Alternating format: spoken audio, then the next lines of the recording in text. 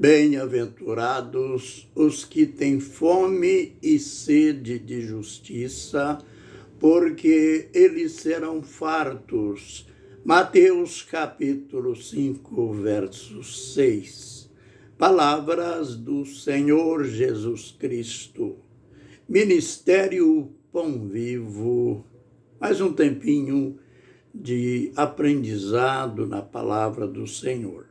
Vem comigo em meu canal no YouTube para dar continuidade nas nossas lições. Lições em que Jesus está provando a sua divindade. Claro que quando falamos na divindade do Senhor Jesus Cristo, a gente não esquece também da sua humanidade, pois ele era o Deus homem, o homem Deus, o Deus encarnado.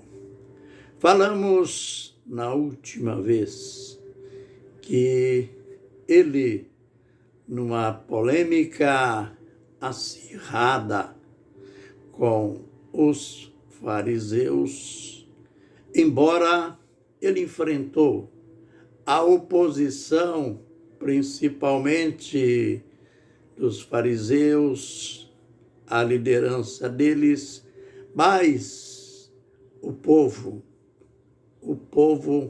sempre estava mais aberto, isto é, os liderados sempre mais abertos de que os líderes.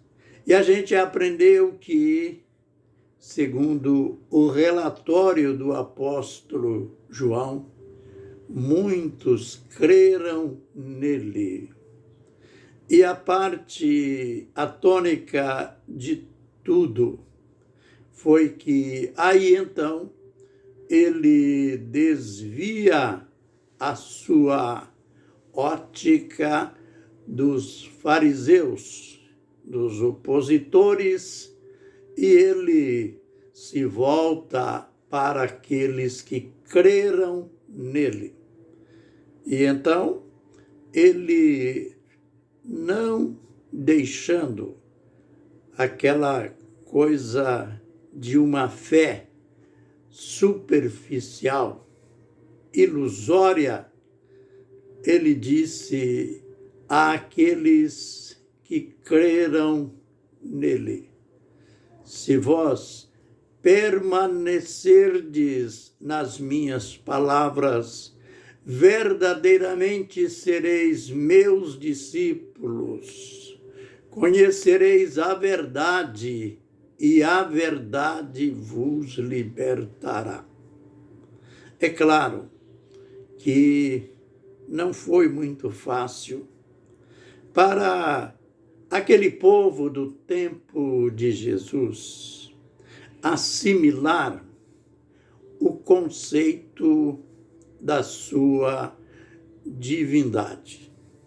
Conforme já aprendemos, os judeus, povo extremamente religioso, eles sabiam tudo, ou quase tudo, a respeito das profecias do Messias, do Cristo, que eles às vezes chamavam de o profeta, pois, na realidade, o próprio Moisés havia mencionado, profetizado assim. Moisés profetizou que Deus levantará no meio de vós um profeta semelhante a mim, a ele ouvireis. E eles, os judeus, eles guardavam, criam de modo sistemático na vinda desse profeta. E, enfim, esse profeta chegou. Esse profeta veio. No entanto, ele era mais de que um profeta. Não era fácil entender a linguagem de Jesus. E ainda não é tão fácil. Jesus usou muito figuras nos seus ensinos, nas suas pregações. E nessas figuras nós temos que ter cuidado para não ter um entendimento literal das coisas e partirmos para uma crença sem fundamento.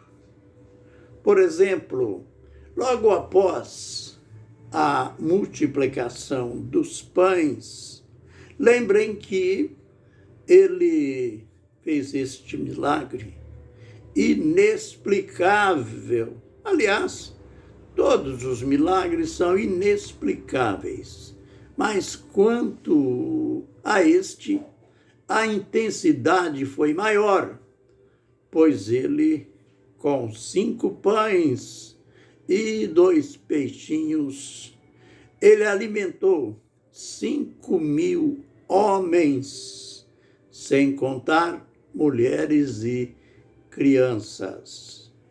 Após este grande milagre, o povo tentou, aliás, quase forçou ele a assumir uma posição política, uma posição de governo, porque imaginem um homem assim e diante da intensidade do milagre, eles disseram: porventura não é este o profeta? Mas ele se afastou.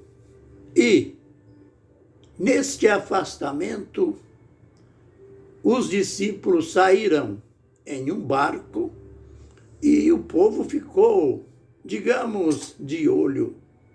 E Jesus não estava neste barco. Jesus tomou uma outra direção. E daí o povo ficou ansioso e partiu.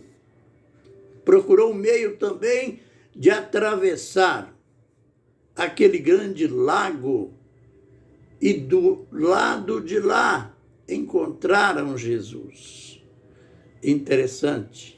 Deus mede, Deus sabe das nossas intenções. Ele conhecia a fundo a intenção deles.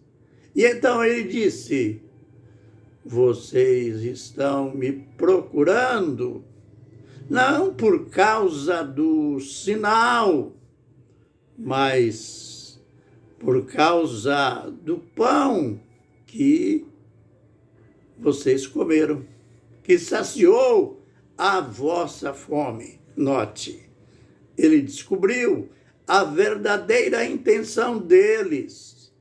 Ele diz então: trabalhai não pelo pão que perece, mas trabalhai pelo pão que permanece para a vida eterna.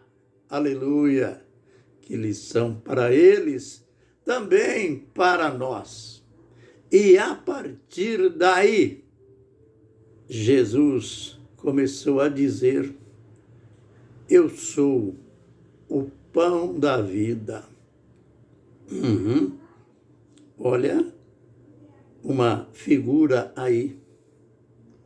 Ele se declarou o pão da vida. Ele estava como que a dizer: vocês estão correndo atrás daquele pão que os alimentou, mas aqui está um pão diferente. Este é o pão da vida. Ah, mas o que quer dizer este pão da vida? Aí então começou uma controvérsia entre ele e os ouvintes, porque eles não foram capazes de entender como que um homem se apresentava, se dizia pão da vida. E quando ele disse, aquele que não comer da minha carne e não beber do meu sangue, não tem parte comigo. A gente só está introduzindo. Mas daqui surgiram, não só entre eles, mas no cristianismo em geral, a impressão de que Jesus estava dizendo literalmente. E tem aqueles que se gabam, pensam, têm uma fé infundada de que Jesus estava falando sobre a ceia, que ele ainda ia ordenar. E então, a pessoa dá uma ênfase especial à participação da ceia. Eu participei da ceia, por isso, o pão que eu comi, eu participei de Jesus. O cálice, o vinho que eu bebi, eu participei do sangue de Jesus. E tem até aquela crença absurda de que naquele momento, aquele pãozinho que se come na celebração, se transforma no corpo de Jesus. O sangue aliás, o cálice, o vinho, se transforma no sangue de Jesus. Isto é absurdo. Jesus estava usando uma figura de linguagem. Nós iremos ver nos vídeos posteriores que a partir daí ele falou para eles, ele fala para nós de algo profundo para a nossa vida com ele. Que o Senhor nos abençoe e nos guarde. Que o Senhor faça resplandecer o seu rosto sobre nós e tenha misericórdia de nós. Que o Senhor sobre nós levante o seu rosto e nos dê a paz. Amém e amém.